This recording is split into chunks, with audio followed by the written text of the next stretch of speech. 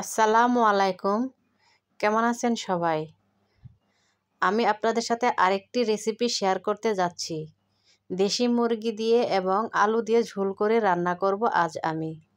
তাই আমি আপনাদের সাথে শেয়ার করছি কিভাবে আপনারা খুব সুস্বাদুভাবে দেশি মুরগি দিয়ে আলু দিয়ে রান্না করবেন। প্রথমে চুলায় একটি কড়াই বসিয়ে দিয়েছি। কড়াইয়ের মধ্যে থাকা পানিগুলো শুকিয়ে এলেই তাতে দিয়ে দিয়েছি প্রায় হাফ কাপ সয়াবিন তেল। আপনারা রান্নার জন্য যে তেলটা ব্যবহার করেন সেই তেলটাই দেবেন। তেলটা গরম হয়ে গেলে দিয়ে দিলাম 1 চিমটি জিরা। জিরাটা আমি কয়েক সেকেন্ড ভেজে নিয়েছি, খুব বেশি ভাজা যাবে না। জিরাটা আপনারা চাইলে নাও দিতে পারেন বা স্কিপ করতে পারেন। জিরাটা ভাজা হয়ে গেলে দিয়ে দিলাম দুটি এলাচ ও প্রায় 3-4টি দারুচিনি। দারুচিনি এলাচগুলোও আমি কয়েক সেকেন্ড ভেজে নেব, খুব বেশি ভাজবো না, খুব বেশি ভাজলে ঘ্রাণ থাকবে না। এই পর্যায়ে দিয়ে দিলাম 2টি বড় সাইজের পেঁয়াজ কুচি। পেঁয়াজ কুচিগুলো দেওয়ার পর আমি দিয়ে দিলাম একটি তেজপাতা, যা আমি টুকরো টুকরো করে দিলাম। সামান্য একটু লবণ দিলাম যেন পেঁয়াজটা অতি তাড়াতাড়ি ভাজা হয়ে যায়। আমি প্রায় 1 মিনিট সময় ধরে পেঁয়াজগুলোকে ভেজে নেব। পেঁয়াজটা খুব সুন্দরভাবে ভাজা হয়ে গেলে রেসিপি খেতে খুব সুস্বাদু হয়। তাই অবশ্যই আমরা চেষ্টা করব পেঁয়াজটা যেন একটু সময় নিয়ে খুব ভালোভাবে ভাজার জন্য। পেঁয়াজ যত সুন্দরভাবে ভাজা হবে রেসিপির স্বাদটাও তত বেড়ে যাবে। যারা যারা আমার ভিডিওটি দেখছেন দয়া করে লাইক দিয়ে ভিডিওটি দেখবেন। আর না টেনে সম্পূর্ণ ভিডিও দেখার জন্য অনুরোধ করা হলো। দেখুন আমি এখানে কয়েক টুকরো দেশি মুরগির মাংস নিয়েছি।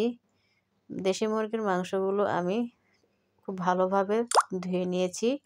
সামান্য একটু লবণ দিয়ে দিলাম, যেহেতু আমি মাংসগুলো ভাজবো। মাংসগুলো আমি এখন ভেজে নিচ্ছি যেন একটা মাংসের যে একটা ঘ্রাণ বা গন্ধ থাকে সেই গন্ধটা যাতে না থাকে, সেজন্য আমি এই পেঁয়াজ দিয়েই এই তেলের মধ্যে মাংসগুলো ভেজে নিচ্ছি। আমি প্রায় 1 মিনিট সময় ধরে মাংসগুলোকে ভেজে নেব। খুব বেশি কড়া করে ভাজা যাবে না, তাহলে স্বাদ লাগবে না।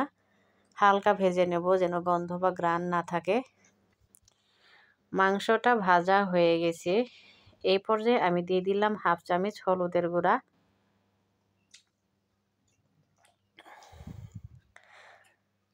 দিয়ে দিলাম ব্লেন্ড করা 2টি দারুচিনি ও 2টি এলাচ বাটা, দিয়ে দিলাম সামান্য একটু আদা বাটা বা ব্লেন্ড করা আদা, দিয়ে দিলাম একটু পেঁয়াজ ও রসুন বাটা, দিয়ে দিলাম সামান্য একটু জিরা বাটা,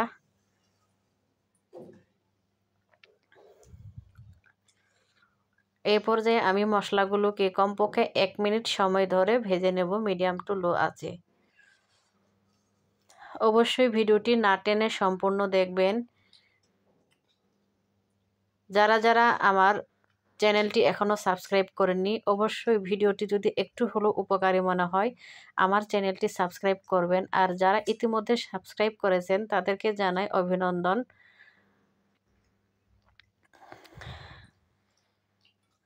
মশলাগুলো আমি খুব সুন্দরভাবে 1 মিনিট সময় ধরে ভেজে নিলাম। মাংস এবং মশলাগুলো ভাজা হয়ে গেলে আমি এখানে দিয়ে দেব 2-3টি আলু কুচি। এই পর্যায়ে দিয়ে দিচ্ছি আমি কাঁচামরিচ কুচি। কাঁচামরিচের মধ্যে কাঁচামরিচ দেওয়ার আগে আমি একটি রসুন কুচি করে দিয়েছি। যেহেতু আমি রসুন বাটা দিয়েছি বা ব্লেন্ড করা রসুন দিয়েছি, সুতরাং রসুন কুচি আমি এখানে একটাই দিলাম। দিয়ে দিলাম প্রায় 2 থেকে 3টি মাঝারি সাইজের আলুগুলো আমি কেটে দেখুন কেমন টুকরো টুকরো করে নিয়েছি।